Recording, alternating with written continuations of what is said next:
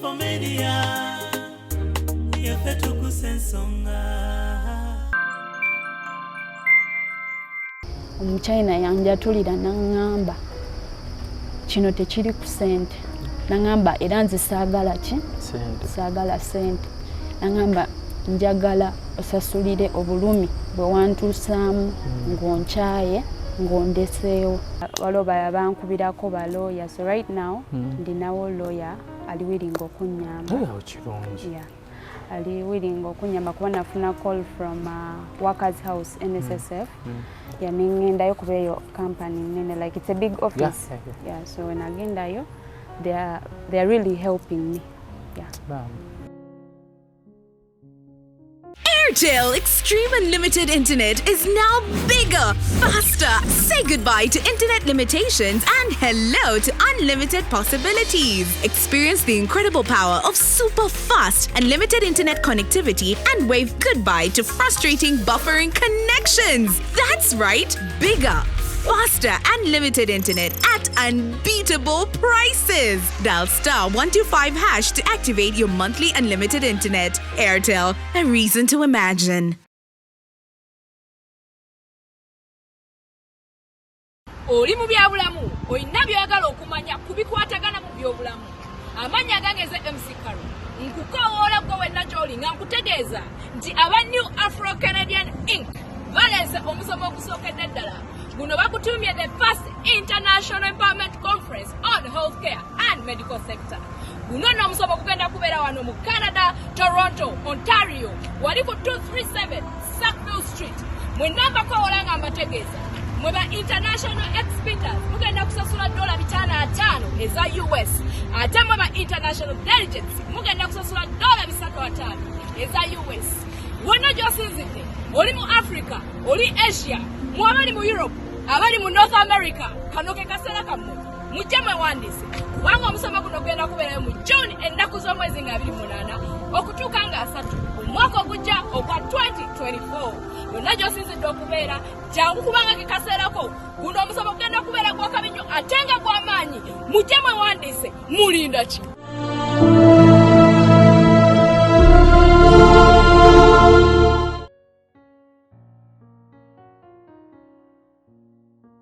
Kala guno omusana gwo Omuchaina yaguleese. Guli sponsored by Omuchaina. Otosobola kungamba tumaze okuseetinga. Ate ne gujja. Ate nga mungi muzibu. Enga kyonna kye tujja kukola. Kitundu kino kiringa nga kya 6 wemba nga serabidde, kya 5 wemba nga serabidde. Ku SB4 Media Tuggussa Enssonga muzzukulu wa Kabajja. Ate yakubuuzaako nate kitundu kyaffe kya 5 mbadde mwebuuza emboozi ya kkala yakoma ku ki? Emboozi eno mwagiraba tubeeyanza era bangi comments ez'enjawulo zaavaayo. Abaana bangi bali mulimu kkala gwe yalimu naye oba oli awo kuyisibwamu amaaso kubeera nga babayisiza mu bintu bingi nga tebasobola kuvaayo kwogera. Ye nno yavaayo n'abakiikirira. Okunoonyereza kuli nti n'abamu babasiraniza obulamu. Ono nno ye bamusindikako eruzira nakati akyawera ennimba na Kooti. Naye muno abamu bo nga babasiraniza obulamu. Abo nno baviirako n'okubeera nga ate battibwa baluzinga obulamu bwabwe oba okubakola ekikyamu. Nina omuwala yankubiddako akasimu nannyumiza. Yangambira kuba nti emboozi ye tajagala ku kamera. Yangambira adeetingako omusajja, yali musajja mukulumu. We badeetinga ne bamala akaseera oba akabanga. Abeedeetinga, si kwedeetinga naye nga bya ssente. Time neetuuka musajja mukulu ono n'abeera nga ayagala okweddiza mwana muwala. Ate nga mwana muwala ye yalina boyfriend. Nga ne boyfriend tayagala bambi mulyamu lukwe. Yakasaba ngambako nti nno nina boyfriend wange era mwagala nnyo era yansuubiza okumpasa gwe twali tukola bukozi business. Sajja namagamba tujja kulaba. Sajja yali yampangisiza akazigo. Kale yali amuyambangako kusasula akazigo. Baana bangi mu mbeera bwetyo ng'obeera awo naye nga okupangisa woosula olina kweyiiya bweyiiya. Kati ono yamuwangayo nga wayiiya okusasula akazigo. Kye yakola n'agenda mu kazigo ke yali yamupangisiza n'asooka ayagala omugobesa ewa Land Road. Ne bateesaganya ne Land Road kubanga ye Land Road yali amanyi mwana muwala. Olwo n'aluwangula n'ampangisiza ababbi. Omusajja n'ampangira omuwala ababbi bamubba. Lwamubba mwana n'abeerawo ko tekyakoma, n'amupangira agasajja galingangamu agasajja nga 5 ne gamutuusako obuliisa maanyi. Tebeeza abasajja 5 mu ssaawa emu. Tumanyi nti mu kiro kimu kuba bamuyingirira waka. Naye we yategeera nti omusajja oli yakirimu, omusajja mukubira nkeera mwana muwala agenzeeko mu ddwaliro. N'amubuuza ekyakutuuseeko wakyagadde, oli bulungi? Mwana muwala oyo simanyi.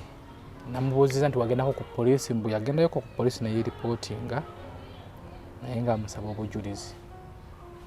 So okuba nti simanyi oba mutiitiizi yadde suppose tuwa ku mboozi eyo naye yagaanye. Yagambye gyasi agadda kunyumizaako nze. Amanyi ebintu abalala bye bayitamu. Gwe mulina wenna omuzadde kasita oba nga bazaala omwana w'obuwala kabe wa bulenzi. Mwana kasita asuna ebbeere ku kifuba bingi bye bayitamu. Oyinza okubeera ng'oli naye nga tumanyi mwana we biki byayitamu.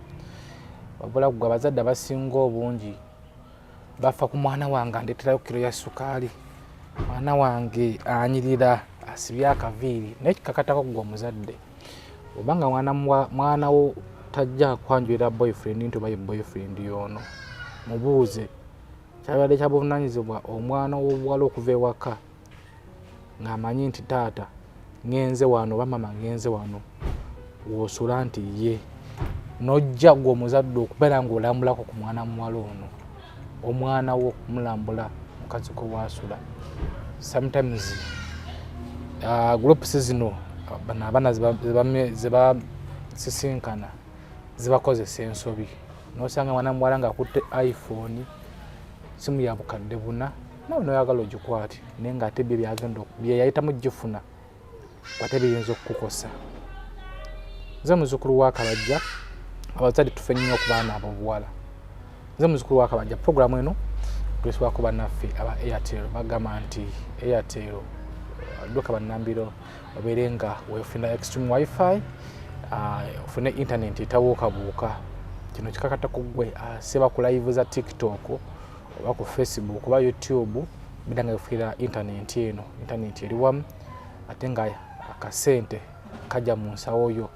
Weefunira wifi n'ogiteeka ewakaawo ne banno n'obagabirako ne mbeera ng'ate mutambuza obulamu. N'olwo obulango buno katukomewo n'emboozi ya kkala kitundu kya 5 Mande ye Kooti.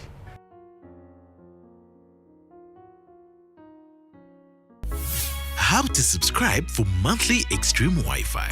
Dial *125#. Select option 1, Extreme Wi-Fi. Select option 2, Renewal. Insert your account number.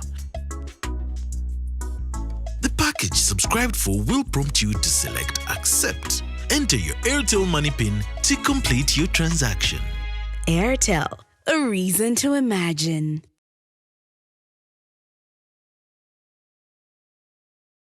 Have you always imagined earning money while taking care of your family at the same time? If you're from Africa and reside in America, UK, Canada, or Europe, well, this can be made a reality with online business. Achieve the freedom and flexibility you desire, whether you're a stay-home mom or seeking to take control of your life again. Discover a way to kickstart your journey to become your own boss with a successful online business. You work from home or anywhere and spend time with your family family or even travel under your own terms. With a proven automated system that does the back-end work for you, no need to be tech-savvy, no need to be skeptical because you're able to file your taxes. Also, coaches and mentors help you through your journey to success. For more information, visit www.sheilainspirecircle.com or WhatsApp or call +177 444 12640.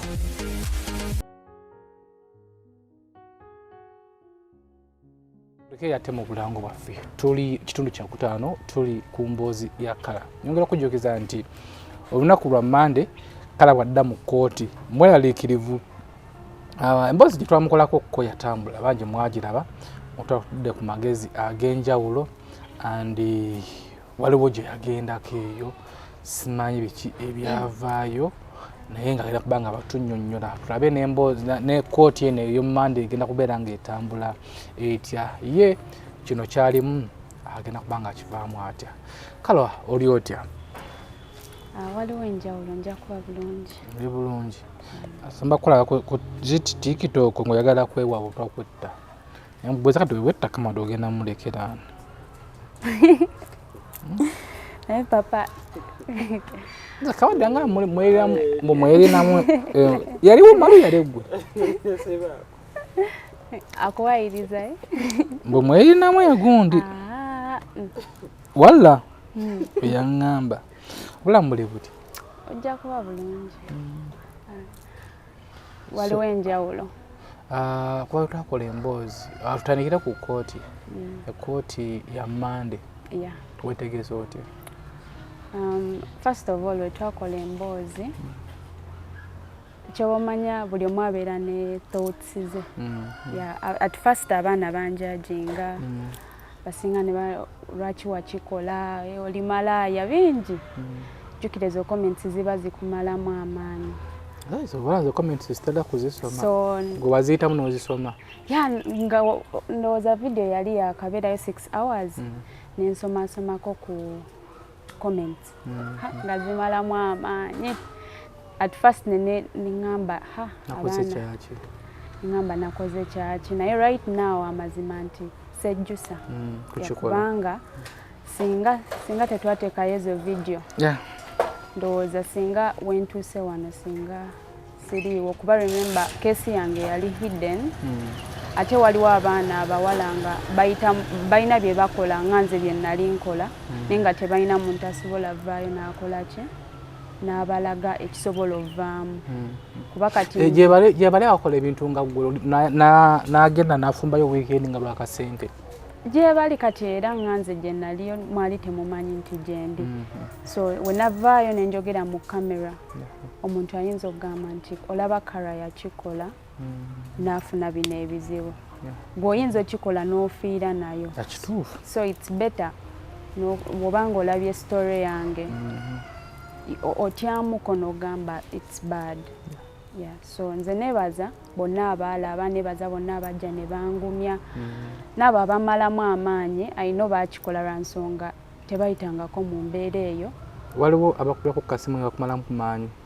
Waliwo abankubira ne baŋŋamba wakola byaki nze nkunenya biki bangi kuba kwolwo olunaku nafuna calls nga nnyingi era buli yakubako ku ssimu yange nga every minute ng'eri busy. Naye abasinga bambi nnyo percentage ennene oŋŋamba kwa 100 at least 90% yali enzizaamu maanyi waliwo bankubirako balooya so right now ndinawo lawyer ali willing okunnyamba. Kirungi. Ali willing okunyamba kuba nafuna call from Workers House NSSF yaningendayo kuba eyo company nene like it's a big office. So when agendayo they are really helping me. Babadde nange bankubira babaddewo so at least mpulira nti obulamu buzze nti at least bino ebintu tebiri hidden ensi esobola okunyamba.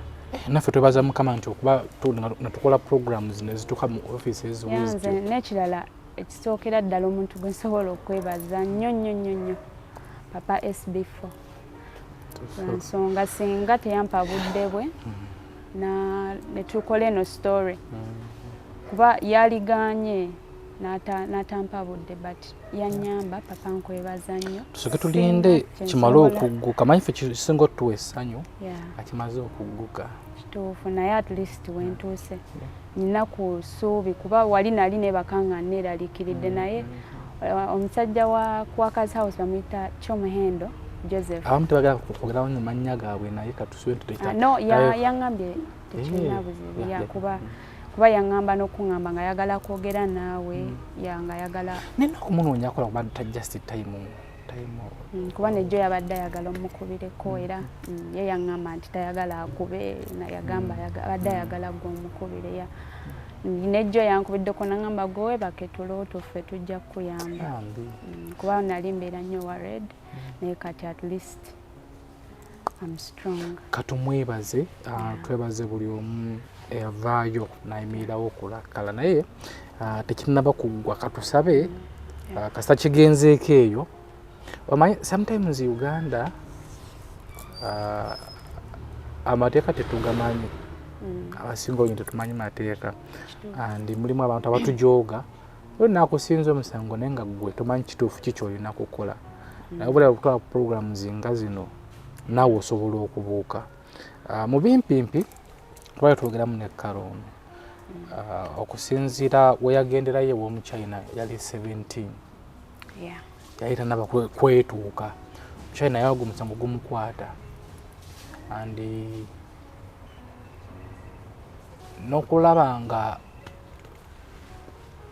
bamujja Masaka ate factory yali Mityana Road wano Buyala nti omusango guno lwaki tegwawaabibwa ku poliisi ya Masaka oba ye Bujuuko kuba gwaddi wano Bujuuko oba Buloba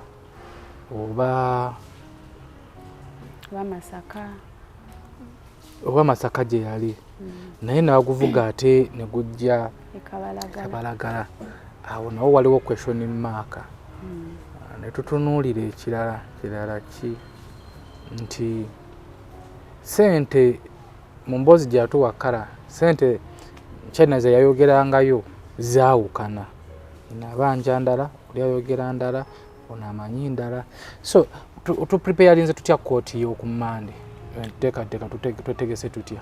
Okay, ku baloya babadde bankubirako n'abamu advice gye babadde bampadde nti wembanga nze amazima na claiminga 2 million yaze mmanyi nti ze nali nkoyesezzaako kuba ezo sente era ze nakoyesaako mu bya bbeeri biki so nga bo bagamba ku Monday kuba eyo keesi esobola ovaawo naye kati zino emiliyoni 2 ze wa claiminga oba olina obeera nazo so nze nganziza okubasaba bonna abandaba banga musobola okunnyamba nsabye busabe kyonna ky'oba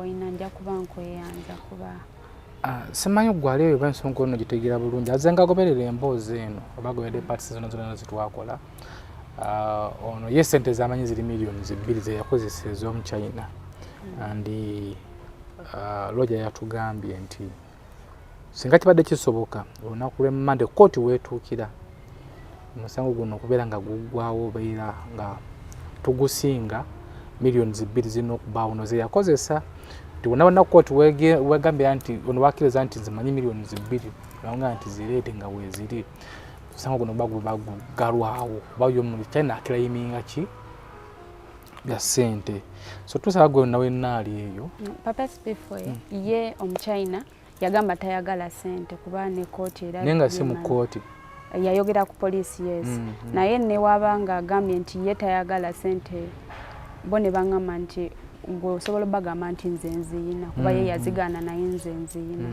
so ye nga ye teyayagala sente tuba tukiggala so tusaba Gauchild ono tumubeererewo simanyi sente miliyoni 2 wetuzoogera ono tuwiranga ennyingi era oyinza gabana nga agenda kuzijjawa naye tuba tusobola okupostinga vidiyo eno neweza 10K aba abantu 100 kati teebereza abantu 100 obuludde singa tuwayo nusu 2,200 ziba sente mmeka sente ziba nnyingi nnyo so tusaba olabidde vidiyo eno olinako 2,000 ku mobile money yo oyambe kalo ono ave mu kino ekintu kuba si kyangu bulamu bwe bulina okutambula yeeraliikirira andi yali akirozezzaako kabalagala yamalayo wiiki nnamba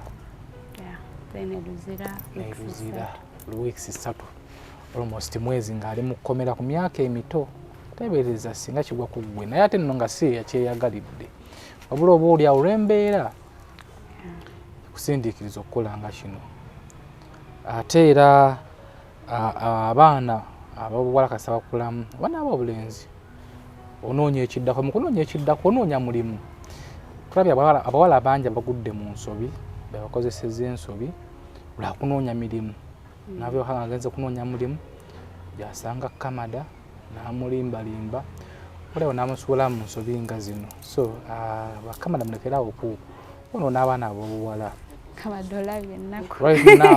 right now tuli mu holiday abaana abasinga 4 bamaze ebibuuzo P7 oleo n'abaana ba senior 6 naye bagenda kutandika okunoonya emirimu gwona wenanga oli eyo ng'ogenda kunoonya emirimu mu vacation yo suirayo ba Canada ogenda kusaba omusaba omulimu atandika okulimbalimba kati ono wekasaba nga nti nja kuwanga emitwalo 15 nti okay ye yali yansuubiza n'okunzizaayo ku ssomero kati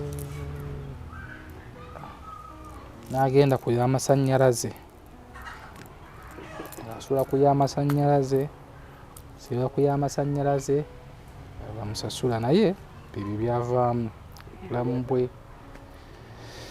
naye tusaba kijja kubanga kiggwa so kati lawyer yagambye agenda kuba ku Monday yaŋŋambye yajja beerawo so alinawo ebifo byansindiseemukko dosaagala byogera kati mpaka nga biwedde naye at least waliwoko essuubi katusabe Omuchaina naye wabazzamu n'omuwulizaako omwami wo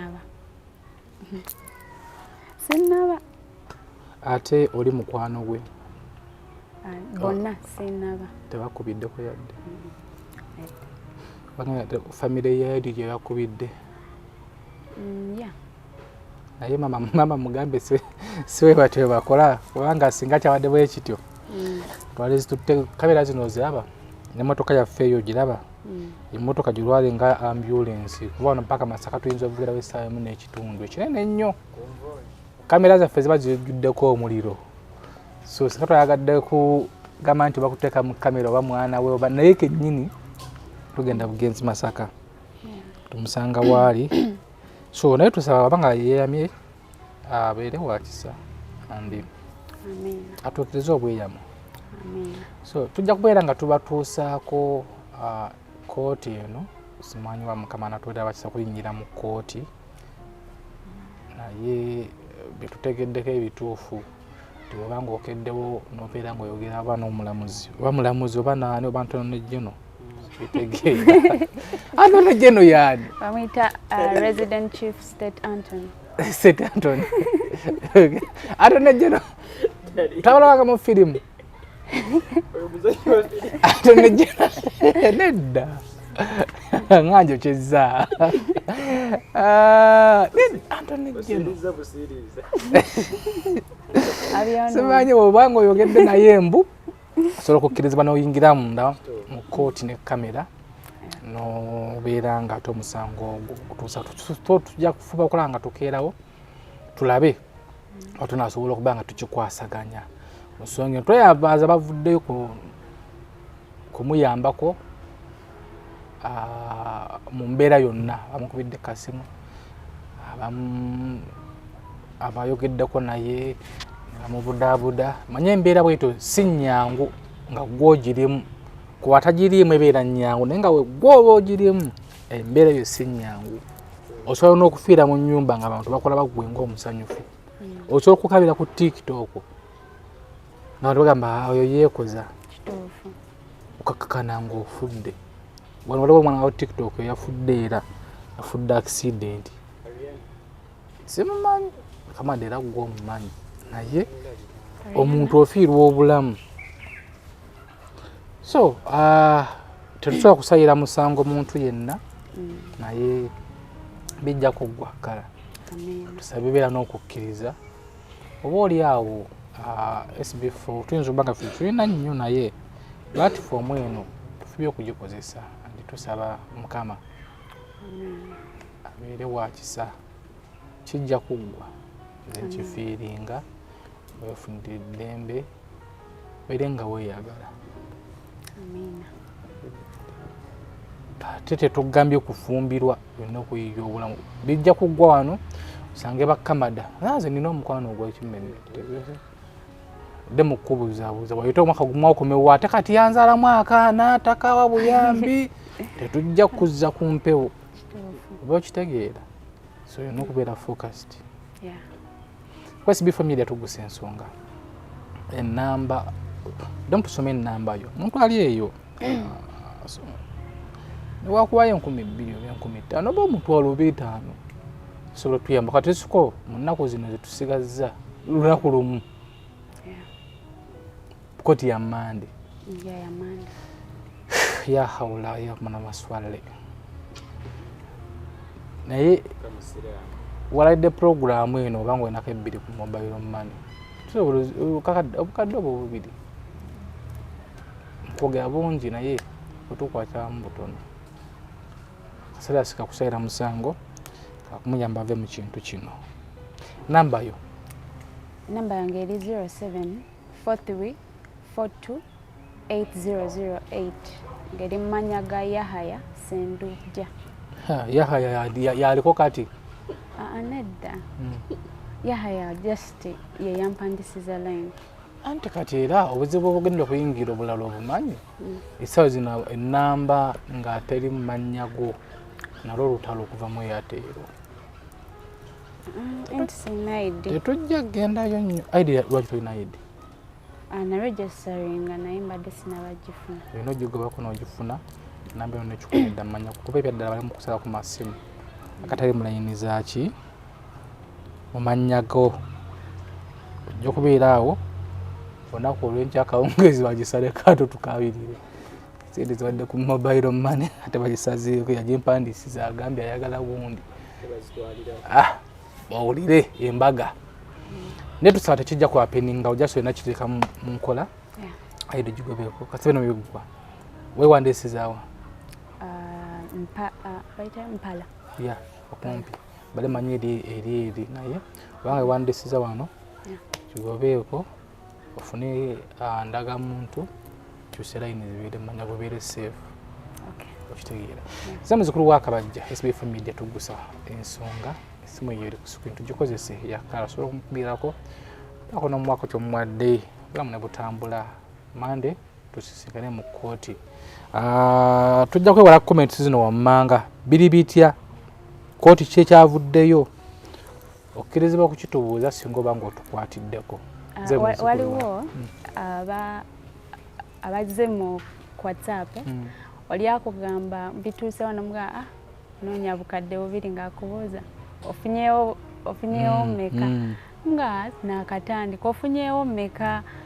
Waliwo abajja nga nabo bazze nze nakwegombye bakamada sokoleke bazze dda mu inbox nga baleese omukwano ogw'ekimu. Waliwo abampereza message mbonze amazima nalabye story yo naye nze nakwegombye oli muwala mulungi. Ennamba nga za Dubai za wano Dubai za Dubai kuleka ya sun.ug ngenda muweleza message akukasani lase Sudan banji UK ya haula male maswali kati nze ngamba dambaga right now but momanya ekizibu kyendiko it's not a joking matter. No naye banirize bonna omukaana asinga otubeererawo tujja okugenda naye omukaana asinga otubeererawo tuwaniriza bakaabo bonna tubaniriza naye namba eriko 9 plus 71 ako kasani.ug ana kajja kufiira migwa anategedde anyway atutekaba akasente Airtel luka bunambiro ku service center yonna wefunire extreme wifi. Extreme wifi kwa internet etabuukabuuka ate ng'edduka nga sasi ku sente ntono nnyo ojja kubeera nga ate ovudde mu kulwanagana ne internet. Bw'ate ali wano tesikirawo era wali wansi w'omuti ate wamuka waggulu ku lusozi no wefunire extreme wifi obeere nga ate oliisa buti nga mu China Bawakala. Nze muzzukulu wa Kabajja, SB4 Media Tuggussa Enssonga. How to subscribe for monthly Extreme Wi-Fi. Dial *125#. Select option 1, Extreme Wi-Fi. Select option 2, Renewal. Insert your account number. The package subscribed for will prompt you to select Accept. Enter your Airtel money PIN to complete your transaction. Airtel, a reason to imagine. SB4 Media, Tuggussa Enssonga.